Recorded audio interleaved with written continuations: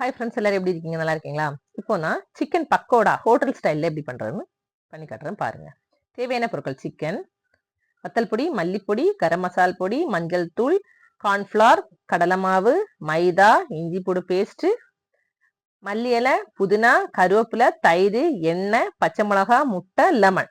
சரியா? இவ்வளவும். அதுக்கப்புறம் லாஸ்ட்டாக உப்பு. இவ்வளவும் தேவையான பொருட்கள்.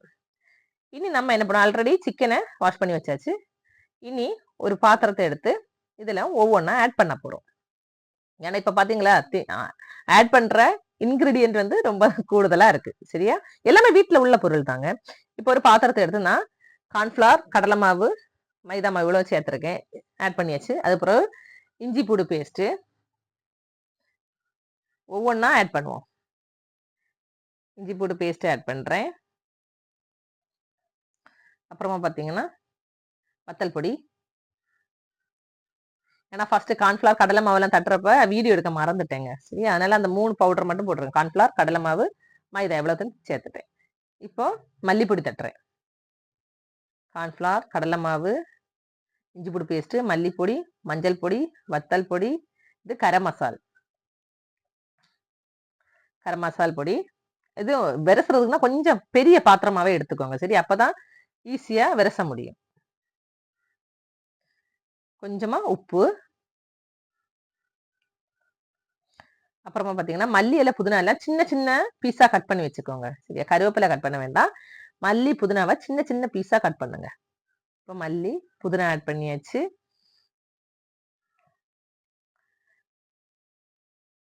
கருவேப்பிலை ஆட் பண்ணியாச்சு.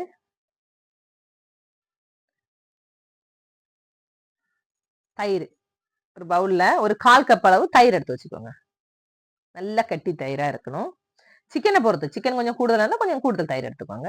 அப்புறம் 3 பச்சை மிளகாய் நீளமா அப்படியே கட் பண்ணி போட்டுருங்க. ஏன்னா கட் பண்ணாம நீங்க முழுசா போட்டீங்கன்னா பொட்டி தெரிச்சிரும். அதனால நீளமா கட் பண்ணி போட்டுருங்க. அதுக்கு பிறகு பாத்தீங்கன்னா லெமன், ஒரு லெமனை புளிஞ்சு அதில் ஆட் பண்ணிக்கோங்க, சிக்கன் கொஞ்சம் சாஃப்டா இருக்கிறதுக்கு. அத லெமனையும் புளிஞ்சு ஊத்திட்டு, என்னன்னா முட்டை இருக்குல்ல, முட்டையை வந்து நம்ம வந்து வெள்ளை கரு மட்டும்தான் அதுல ஊத்தணும். மஞ்சள் கரு எடுக்கக்கூடாது, வெள்ளையை மட்டும் எடுக்கணும். அதனால நான் என்ன பண்ணேன்னா முட்டையை மெதுவா உடைச்சு ஒரு பவுல்ல அப்படி மஞ்சள் கரு அப்படியே எடுத்துட்டு வெள்ளையை மட்டும் இதுல ஊத்துறேன்.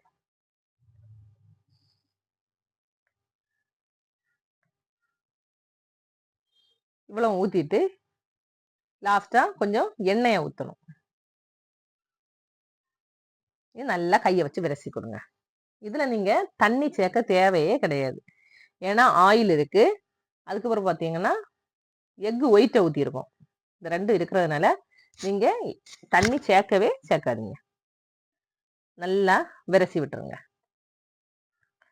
விரசி விட்டுட்டு அதுக்கப்புறம் நம்ம சிக்கன் வாஷ் பண்ணி வச்சிருக்கோம் பாத்தீங்களா, இப்ப லைட்டா உப்பு, ஏன்னா உப்பு கம்மியா இருந்ததுன்னு லைட்டா உப்பு போடுறேன். எப்பவுமே விரசுறது கொஞ்சம் பரந்த பாத்திரமாவே எடுத்துருங்க, அப்பதான் ஈஸியா விரசுறது கொஞ்சம் இதா இருக்கும். வாஷ் பண்ணி வச்சிருக்க சிக்கன் அதுல போடுங்க. நான் வந்து போன்லெஸ் சிக்கன் எடுத்திருக்கேன். சிக்கன் வாங்கி போன் இல்லாத சிக்கனை எடுத்து பக்கோடா பண்ணலாம் அப்படின்னு. அது ஹோட்டல் ஸ்டைல்ல ட்ரை பண்ணி பார்த்தேன். சத்தியமா சொல்றேங்க, செம்ம டேஸ்ட்னா செம்ம டேஸ்ட். ஹோட்டல்ல கூட இவ்வளவு டேஸ்டா கிடைக்காது. அவ்வளவுதான். செஞ்சு பாருங்க. நீங்க செஞ்சு பார்த்துட்டு எனக்கு கமெண்ட் பண்ணுங்க. சரியா? அவ்வளவு டேஸ்ட்டுங்க. நல்லா விரசிருங்க. அவ்வளவு, ஏன்னா சிக்கன் அவ்வளவு சாஃப்டா இருந்து டேஸ்ட் ரொம்ப டேஸ்டா இருந்து.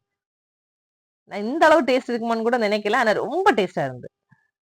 ஹோட்டல்ல வாங்கலான்னு தான் நினைச்சோம். ஏன்னா நேற்று தான் விரதம் முடிச்சோமா, சரி சிக்கன் சாப்பிடணும் அப்படின்னு முதல்ல சொல்லிட்டு இருந்தோம். விரதம் முடிக்கிறானே என் பையன் கேட்டுட்டே இருந்தான், அம்மா விரதம் முடிகிறானே நம்ம சிக்கன் பரோட்டா எல்லாம் சாப்பிடலாமா அப்படின்னு.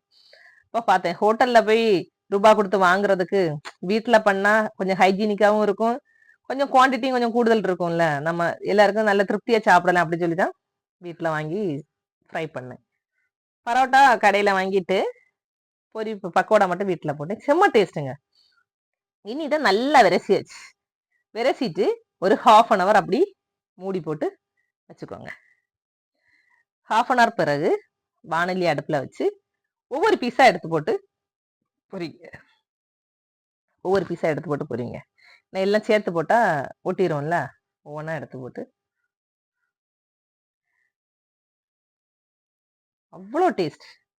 நீங்க பசங்களுக்கு ஒன் டைம் இந்த மாதிரி செஞ்சு கொடுத்தீங்கன்னா அவங்க இப்படித்தான் இனி வேணும், சிக்கன் வாங்கினாலே சொல்லுவாங்க அந்த பக்கோடா தான் வேணும் அப்படின்னு. அந்த அளவு டேஸ்ட். நானே சொல்றேன்னா யோசிச்சு பாருங்களேன்.